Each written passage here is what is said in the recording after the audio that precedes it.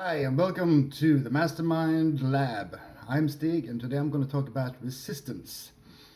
Um, Resistance takes many forms, and many of them are so subtle you won't even know they exist until you kind of shed a light on them.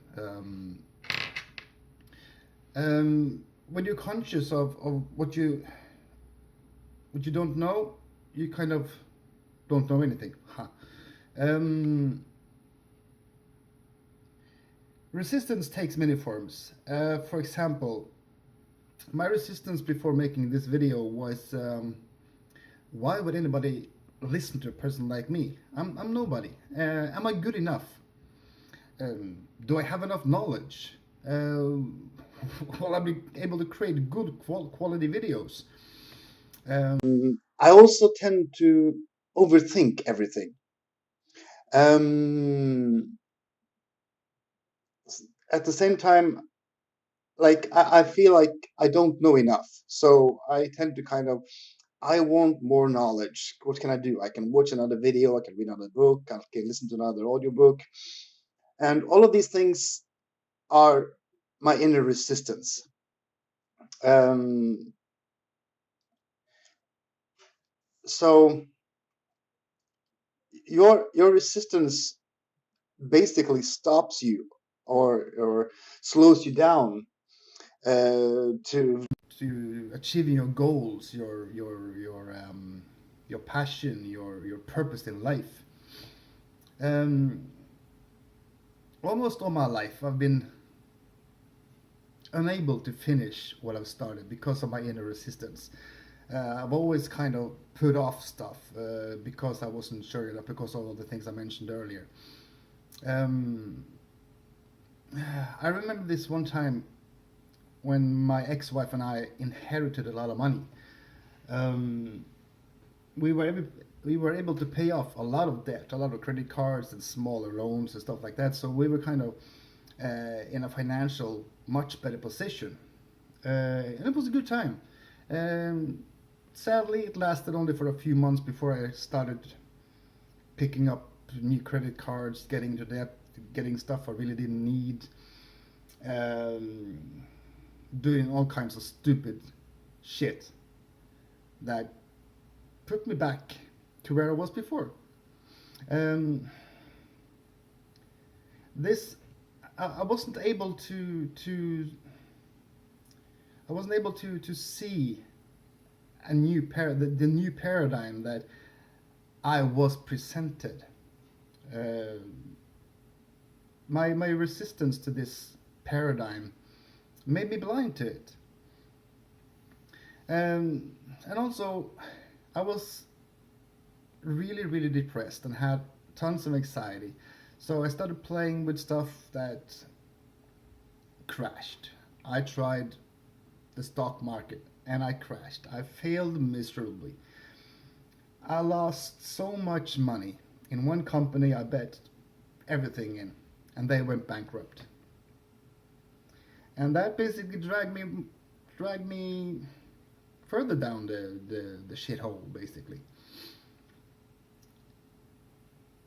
Anyway, I guess it took me about another 10 years before I realized my, let's call it mistake. It wasn't a mistake, but let's call it mistake. And I've finally kind of been able to shift into a new paradigm. Awareness is key, and I think you are in a better position to change just by me telling this story.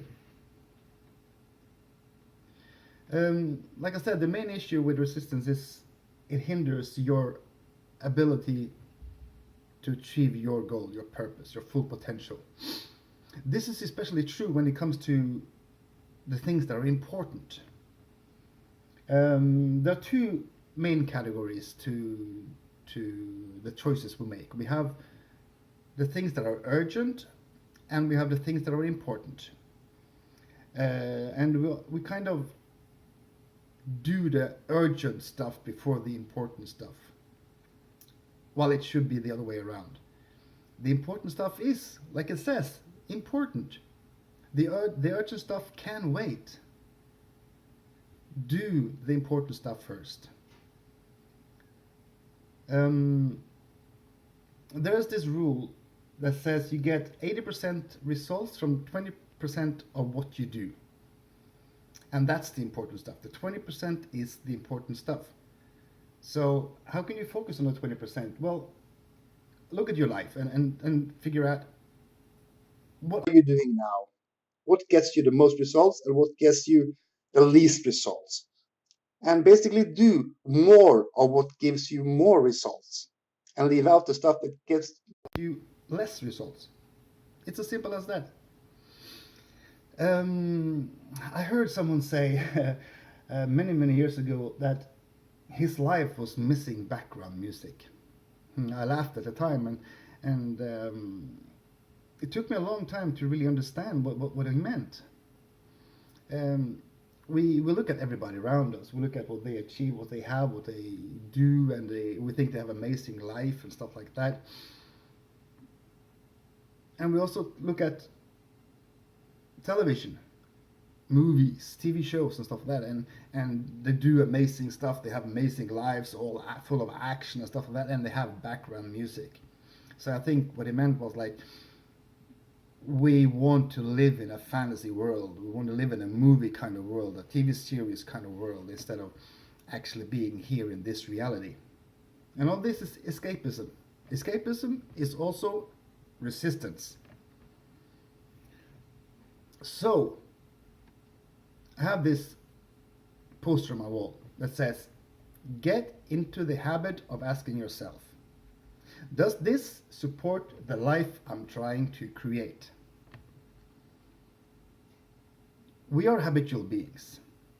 Everything we do is on autopilot, and it can be a good thing because we don't have to think about breathing or walking or talking or mundane stuff like that. We do stuff on autopilot, but at the same time it can also be a bad thing because we have habits that really don't support us now. It may have supported us one time in the past, but right now it doesn't support our way of living our life where we want to be.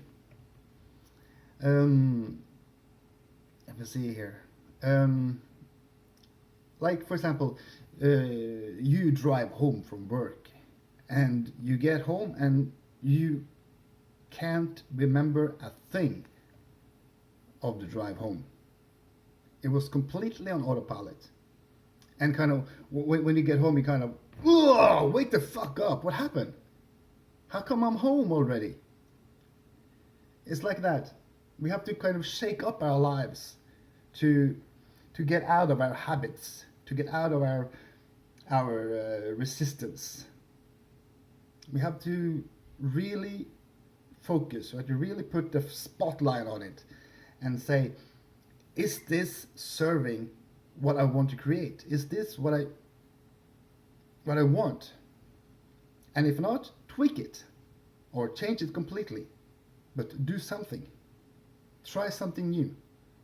Even though you don't want to, even though you have this inner voice whispering in your head saying, no, we can wait. No, it doesn't matter. No, I can't do that. I can't do this. You're dumb. You're stupid. You're too fat. You're too thin. You're too old. You're too young. Nobody will like it. Nobody will listen, and so on and so forth. All these are voices of resistance. If you can be aware that you have these voices, you can also choose how to respond to them. And that is key. All right? A short little video about resistance. I hope you get a little bit out of it.